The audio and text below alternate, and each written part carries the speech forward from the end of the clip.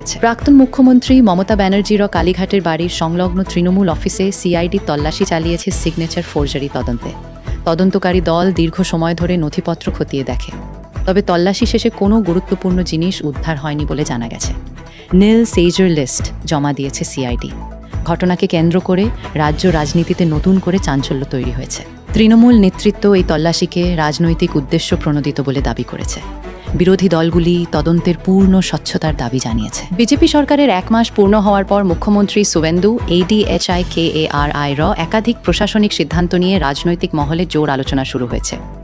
মন্ত্রিসভায় রদবদল, দীঘা প্রকল্পের নাম পরিবর্তন, প্রশাসনিক কড়াকড়ি ও কেন্দ্রীয় প্রকল্প বাস্তবায়নে গতি বাড়ানোর মতো পদক্ষেপকে বিশেষ গুরুত্ব দেওয়া হচ্ছে।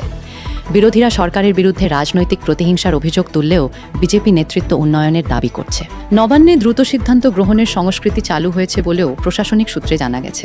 রাজ্যের রাজনৈতিক পরিস্থিতি ক্রমশ উত্তপ্ত হয়ে উঠছে। উত্তরপ্রদেশের মুখ্যমন্ত্রী যোগী আদিত্যনাথ প্রধানমন্ত্রী নরেন্দ্র মোদীকে অভিনন্দন জানিয়েছেন দেশের দীর্ঘতম সময় ধরে ধারাবাহিকভাবে নির্বাচিত প্রধানমন্ত্রী হওয়ার জন্য।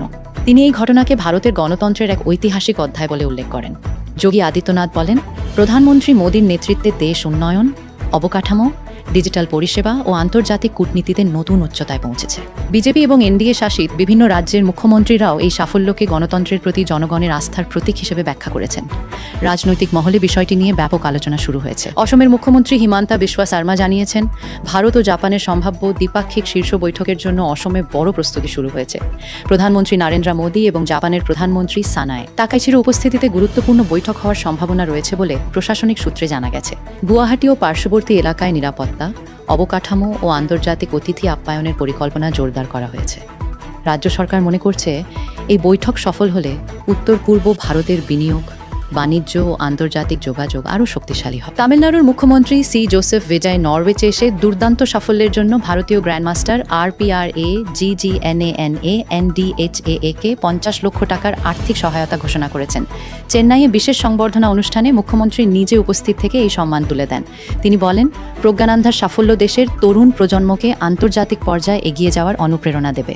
অনুষ্ঠানে রাজ্যের ক্রীড়া ও শিক্ষা দফতরের একাধিক আধিকারিক উপস্থিত ছিলেন।